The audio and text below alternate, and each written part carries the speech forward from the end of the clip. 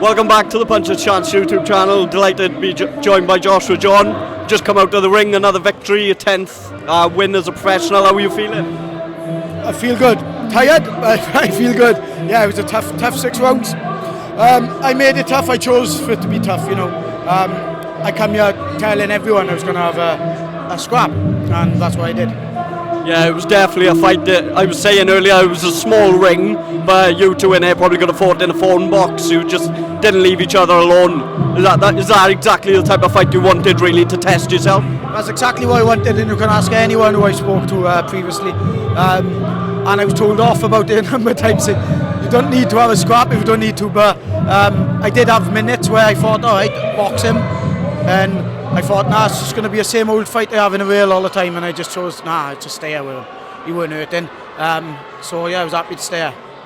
And obviously you got the win tonight, but I'm sure you got a lot of respect for your opponent, Caine Singh. He gave you that fight that you were looking for. He didn't step back at any point. He looked as if he was tired of points, but he did really give you a good test in there, so a lot of respect for him in the end as well. Massive respect to him. Yeah, he was tired. He was hurt a few times, and you still calling me on. I think that's what made me stay with him a bit, when I could see him hurt, and he was still, come on. So I thought, all right, he's hurt, and call me on. I'm not stepping back. You know, I was way more experienced than him. So yeah, I wouldn't let someone calling me on and letting him have his own way. No, that wasn't going to happen tonight. And it gave you the opportunity, I think, tonight to show your skill level. There was a lot of good movement in there from yourself, with it being such a close fight, sort of breaking that distance to get the tidy shots away. Are you pleased overall with what you've shown in there tonight? I'm pleased. Obviously, I think everyone could see I could win that fight every round without getting hurt, or it even. But that would be the same fight I've had every time I boxed in a rail then. And I need ticket sales to carry on going up.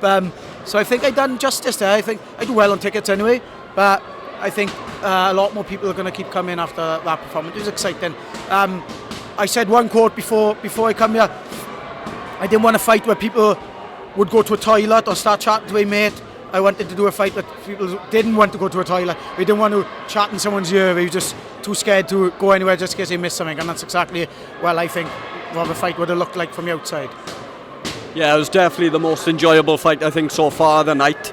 I think that was your first contest at bantamweight, I believe. We weighed in at 9 stone. It was down at bantamweight.